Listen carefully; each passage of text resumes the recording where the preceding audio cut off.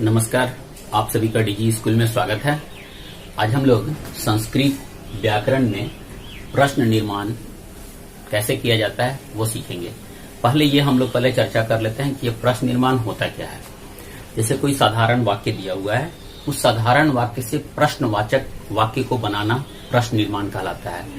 प्रश्न निर्माण में लास्ट में वाक्य के अंत में प्रश्नवाचक चिन्ह का प्रयोग किया जाता है। ठीक है, तो उसके लिए हम लोग क्या क्या तथ्य जो बहुत इम्पोर्टेंट है, मुख्य बिंदुओं को हम लोग पहले यहाँ पर देखते हैं। इसके बाद तब हम लोग उदाहरण के साथ प्रश्न निर्माण करके हम लोग देखेंगे। आइए हम लोग शुरू करते हैं। देखिए, कहता है रेखांकित शब्द जिस लिंग, विभक्ति और वचन का होता है, जो हम लोग प्रश्न निर्माण करते हैं, तो प्रश्नवाचक शब्द भी उसी लिंग, उसी वचन और उसी विभक्ति का होगा। कहने का मतलब है कि लिंग, विभक्ति और वचन जो रेखांकित शब्द है उसका, और जो प्रश्न निर्माण करना है, जो प्रश्नवाचक जो हम लोग शब्द लगाएंगे उसका, दोनों का सेम होना चाहिए। तीनों चीज रेखांकित शब्द के आधार पर ही प्रश्न का निर्माण किया जाता है। जैसे वाक्य दिया रहेगा और रेखांकित शब्द को बोलेगा कि इससे प्रश्न का निर्माण कीजिए। तो हम लोग यहाँ पर देखेंगे, हम लोग इसको प्रश्न निर्माण को तीन भाग में बांट दिए हैं। पहला हो गया प्रश्नवाचक अव्यय, दूसरा हो गया कति का शब्द रूप और तीसरा हो गया किम का शब्द रूप। यदि हम लोग ये तीन हम लोग जान लेते हैं तो हम लोग आसानी से प्रश्न निर्माण को कर लेंगे। अब आइए हम लोग देखते हैं अव्यय में। प्रश्नवाचक अव्यय हम लोग यहाँ पर 6 लिखे हैं।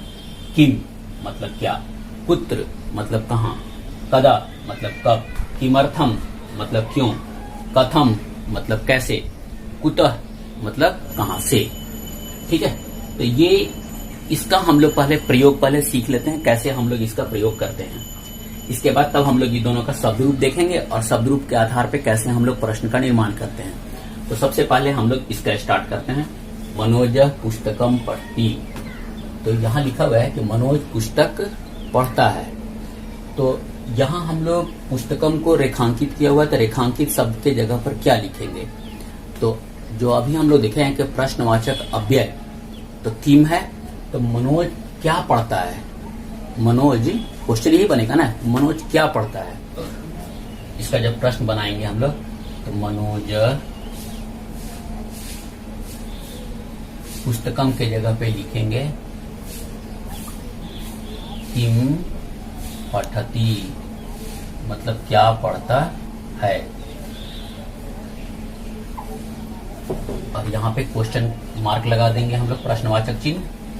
फिर बोलता है मनोज फलम खादती, मनोज क्या खाता है। फलम लिखा हुआ है, रेखांकित है, तो फलम के जगह पे लिखेंगे हम लोग मनोज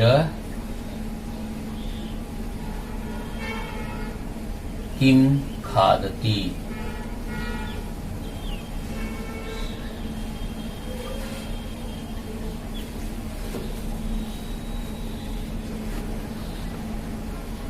इसको हम लोग किम ऐसे कर देंगे तो ये भी ज्यादा ठीक है। मनोज किम खादती। ठीक है, इसके बाद कहता है मनोज विद्यालयम गच्छति। मनोज विद्यालय जाता है। ठीक है, मनोज विद्यालय जाता है। मनोज कहाँ जाता है, तो हम लोग लिखेंगे मनोज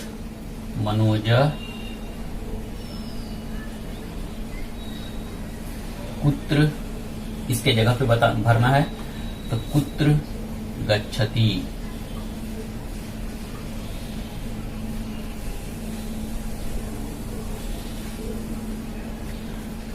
मनोज कुत्र गच्छति माने मनोज कहाँ जाता है। मनोज रात्रौ भोजनम खादति। मनोज रात में भोजन खाता है। तो मनोज कब भोजन खाता है, इसके जगह पे यही होगा कब। तो कब के लिए हम लोग क्या लगाएंगे, कदा। मनोज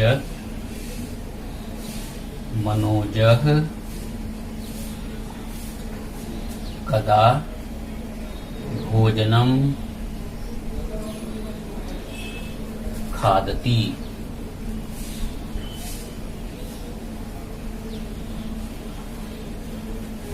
हम लोग यहाँ पर देखें, ये दोनों में हम लोग लगा दिए किम। इसमें लगा दिए हम लोग पुत्र। इसके बाद यहां लगा दिए कदा। अब कहता है राम भ्रमणाय उद्यानम गच्छति। राम घूमने के लिए उद्यान में जाता है, बगीचा में जाता है। तो भ्रमणाय के जगह पे क्या लिखेंगे हम लोग? तो लिखेंगे राम किसके लिए जाता है, किसके लिए बगीचा में जाता है, किसके लिए उद्यान में जाता है। तो किसके लिए या किस अर्थ के लिए हम लोग किमर्थम लिखते हैं? तो लिखेंगे रामः किमर्थम। किमर्थम ऐसे भी लिख सकते हैं, किमर्थम उद्यानम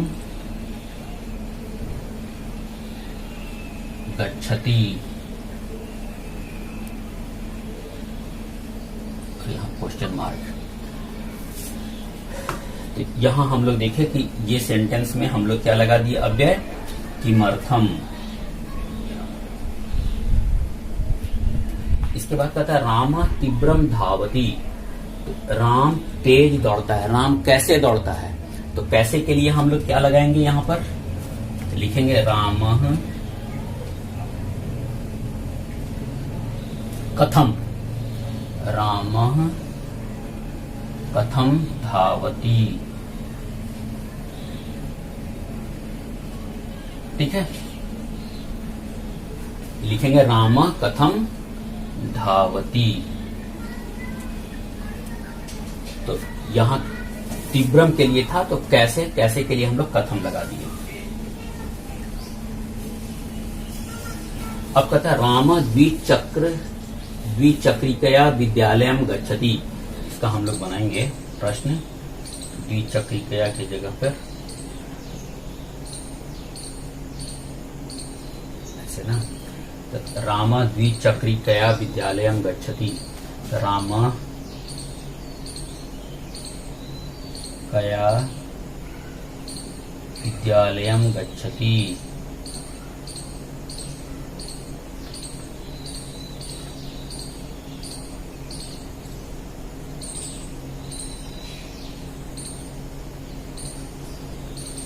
तो यहां पर हम लोग देखें, इसमें कथम हो गया, तो यहां पर कया हो गया। राम द्विचक्रिकया विद्यालयम गच्छति। राम कया विद्यालयम गच्छति। यहां हम लोग कुतः को देखेंगे। कुतः मतलब होता है कहां से। पंचमी विभक्ति मतलब अपादान कारक का प्रयोग यहां पर होगा। जैसे लिखता है राम ग्रामात् आगच्छति। राम गांव से आता है। इसका हम लोग को प्रश्न बनाना है, तो ग्रामात् के जगह पे लिखेंगे रामः कुतः। ठीक है, राम कुतः आगच्छति।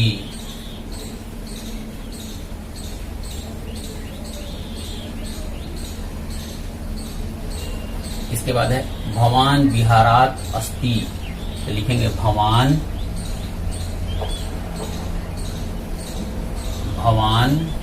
कुतः अस्ति। तो इसका मतलब हो गया राम कहां से आता है। भवान कुतः अस्ति, आप कहां से हैं। ठीक है, इस तरह से कुतः का प्रयोग हम लोग देखेंगे जब कोई कहीं से आता है या आप कहां से बिलोंग करते हैं। यदि वो बताना होगा आप कहां से हैं, तो उसके लिए हम लोग लिखेंगे कुतः। कति। कति जो है वो संख्यावाचक शब्द के लिए इसका प्रयोग होता है, और कियत मात्रात्मक माने मात्रा के लिए प्रयोग किया जाता है। यदि मात्रा का बोध कराना होगा तो कियत लिखेंगे और कति लिखेंगे। यदि संख्या का बोध कराना होगा तो, जैसे मम गृहे पंच जना सन्ति। तो हम लोग इसको लिखेंगे, यहाँ पंच लिखा हुआ रेखांकित, तो मम गृहे कति जना सन्ति।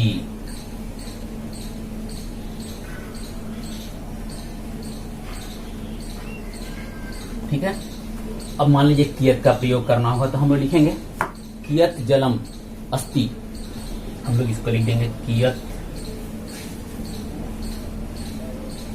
जलम अस्ति।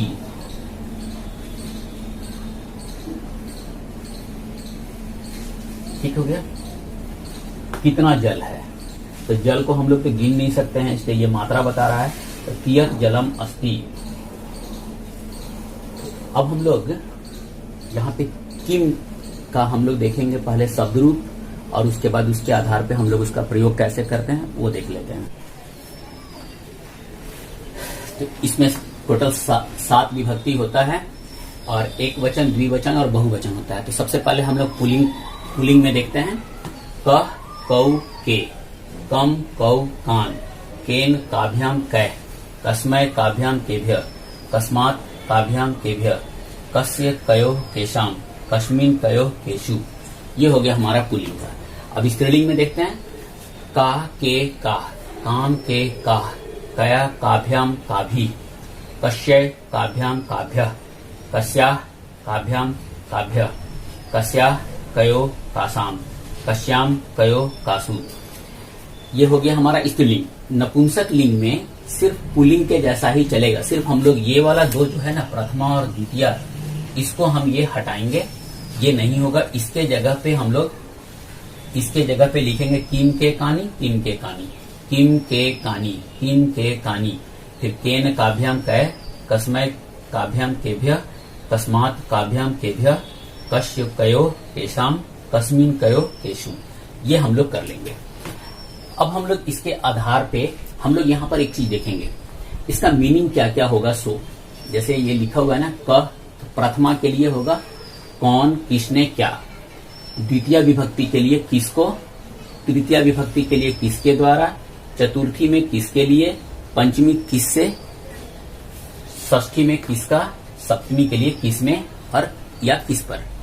तो ये हम लोग इसको ध्यान रखेंगे। आप इसको कॉपी पे नोट कर लीजिएगा। इसके बाद तब हम लोग इसका प्रश्न निर्माण का आगे का प्रक्रिया देखते हैं। आइए हम कुछ उदाहरण लेंगे, पूरा हम नहीं कर सकते हैं इसलिए कि बहुत लंबा वीडियो हो जाएगा। ठीक है, तो कुछ उदाहरण लेते हैं। आइए, बालकः विद्यालयम गच्छति।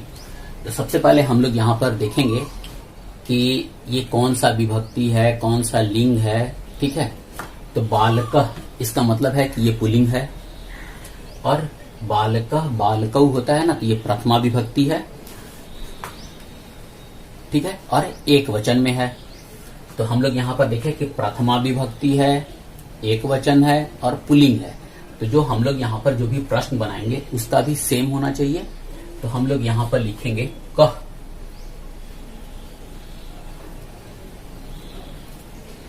कह विद्यालयम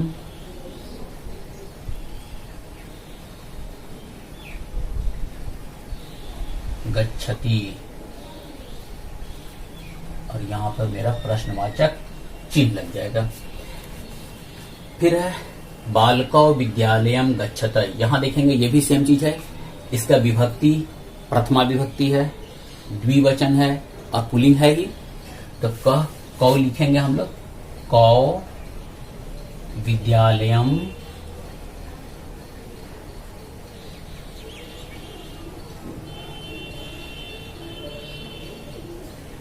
कौ विद्यालयम गच्छतः।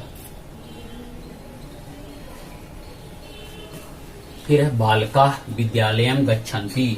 यहाँ बालकाः विद्यालयम गच्छन्ति, तो कह कौ के, यहाँ हम लोग भरेंगे के विद्यालयम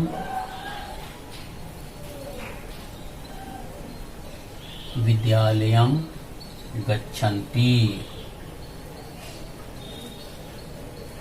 क्वेश्चन मार्क हो गया। अब हम लोग चलते हैं दूसरा वाला, बालकः पुस्तकम पठति। ठीक है, यहाँ हम लोग देखेंगे कि यहाँ पुस्तकम, तो ये द्वितीय विभक्ति को इंडिकेट करता है और एक वचन को। तो हम लोग यहाँ पर जो शब्द रूप है हम लोग उसको देखेंगे। तो यहाँ लिखेंगे बालकः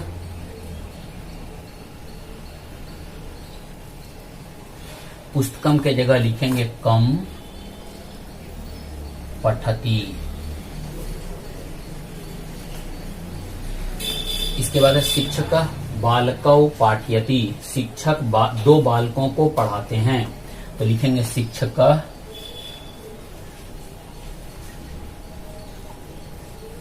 किम का शब्द रूप देखेंगे द्वितीय में, तो कम कौ ही होता है, तो हम लोग यहाँ पे लिखेंगे कम कौ शिक्षक कौ पाठयति। इसको किन दोनों को पढ़ाते हैं? शिक्षक किन दो को पढ़ाते हैं? शिक्षक बालकान पाठयति, शिक्षक बालकों को पढ़ाते हैं। यह बहुवचन हो गया ना, तो कम कौ कान होगा आपकी, इस बार कान भरेंगे हम लोग, तो शिक्षक कान पाठयति।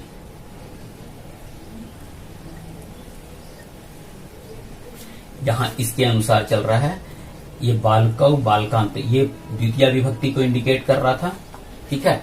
तो हम लोग उसी हिसाब से हम लोग यहाँ पे भरेंगे। शिक्षक कौ पाठयति, शिक्षक कान पाठयति, सह कलमेन लिखति। इसका लिखेंगे हम लोग सह, यहाँ पुस्तकम था, बालकौ बालकान, यहाँ कलमेन, तो सह केन लिखति।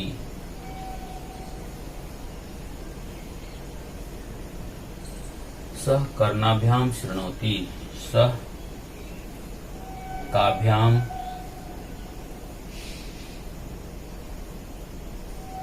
शृणोति। सह कर्णाभ्याम शृणोति का जगह पे हम लोग इसका क्वेश्चन बना दिए, कर्णाभ्याम के जगह पे लिखें काभ्याम, और बाकी जस का तस उतरता ही है, सह काभ्याम शृणोति।